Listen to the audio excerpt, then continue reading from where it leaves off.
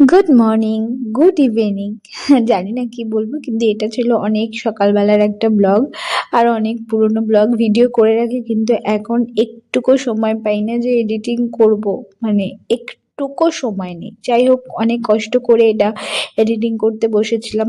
তো হ্যালো সবাইকে, কেমন আছো? আমি খুব ভালো আছি। তো এই দিনটা ছিল হচ্ছে সরস্বতী পুজোর দিন। আর এটা হচ্ছে আমার আরেকটা বাড়ির হচ্ছে ভিউ। নতুন দেখবে, নতুন নতুন অনেক বাড়ি তোমরা দেখবে। যাই হোক, গুড মর্নিং জানিয়ে আমি ঘুম থেকে উঠে পড়েছি। আজকে একটু তাড়াতাড়ি ভালো করে রেডি হতে হবে। তো দেখো, আমি আর আমার একটা রুমমেট এই শাড়িগুলো চুজ করেছি, তার সাথে জুয়েলারি, মেকআপ সবকিছু নিয়ে রেখেছি এবং আমরা রেডি হতে চলে যাব। তো এই যে সকাল সকাল পরি পরি সেজে সকলে মিলে রেডি হয়ে চলে এসেছি কলেজে। তো কলেজে আজকে সরস্বতী পুজো, আর এইবার আমাদের কলেজের থিম ছিল অ্যাকোয়াটিকা। ঠিক আছে, সমুদ্রের নিচের যত জীবজন্তু আছে, জন্তু তো থাকে না নিশ্চয়ই, প্রাণীগুলো ছিল। তো সেই সমস্ত সব কাগজ কেটে, শোলা কেটে, হ্যাঁ, সমস্ত কিছু হচ্ছে রেডি করা হয়েছে। এখানে দেখো মা সরস্বতীর একটি ছবি আঁকা হয়েছে, বোনেরাই এটা এঁকেছে। সবাই সকাল সকাল সুন্দরভাবে সেজে চলে এসেছে। এই সাপটাও আগের দিন খুব তোড়জোড় করে বোনেরা রেডি করছিল।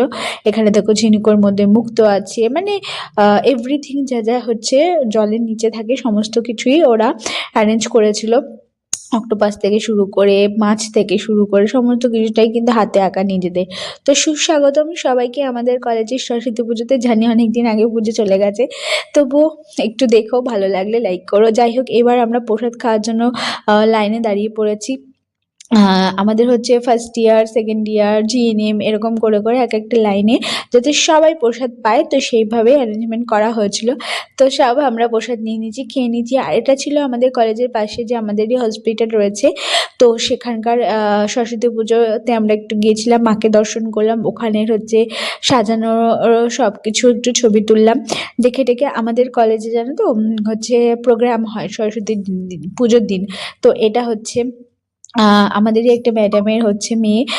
ও হচ্ছে নাচ, ও হচ্ছে কবিতা পাঠ করছিল। তা এত সুন্দরভাবে কবিতা পাঠ করছিল, মানে খুব ভালো লাগলো। তারপরে এটা আমাদের সেকেন্ড ইয়ারে একজন দিদি যে নাচ করছিল, নাচটাও খুব সুন্দর ছিল। এবং তারপরের হচ্ছে আমরা সবাই এরকম নিচে বসে পড়েছি, বসে বসে সবাই খুব সুন্দর মন দিয়ে প্রোগ্রামটা দেখছি, কারণ প্রোগ্রামটা খুবই সুন্দর হচ্ছিল। আর এখানে হচ্ছে তোমার হচ্ছে একটা নাটক শুরু হয়েছিল, শকুন্তলা। সবাই জানো শকুন্তলার কাহিনী।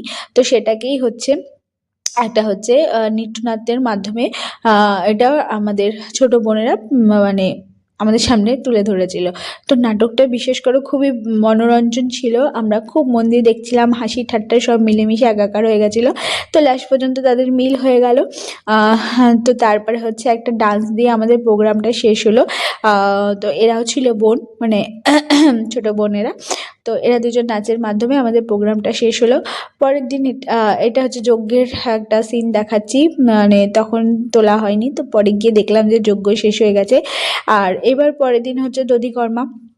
তার আগে হচ্ছে আমরা একটু এত সেজে এসেছি যখন, একটু তো রিলস টিল বানাতেই হবে বলো, নালে আর পুজো পুজো ভাবটা কি করে আসবে। তো আমাদের সিনিয়র দিদিরা মিলে, আমরা মিলে, সবাই মিলে একটা রিলস বানালাম। সবাই তো নাচতে পারে না। তো যাই হোক, তাই জন্য একটা ছোট্ট থিম, ভালো থিম জোগাড় করলাম ছোটোখাটো। তো সেগুলো দেখো, আমাদের মেয়েরা কিন্তু সবাই খুব সুন্দর। এটা ছিল পরের দিন দধিকর্মার ব্লগ। তো পরের দিন কলেজে গেছি, কলেজটা ফাঁকা ফাঁকাই, বেশি কেউ আসেনি সেদিনকে। তো আমরা কয়েকজন ছিলাম, অত সাজগোজও সবার ছিল না, কারণ প্রথম বছর আমরা জানি না পরের দিনও সাজতে হয় কি সাজতে হয় না, এরকম একটা বিষয় ছিল। তো এখানে দধিকর্মার পুজো অর্চনা চলছিল, আমাদের ম্যাডামরা সবাই দাঁড়িয়েছিলেন। তো একটু দেখার পর আমরা বাড়ি চলে আসলাম। কেমন লাগলো ব্লগটা অবশ্যই জানলেও, ভালো লাগলে লাইক করো।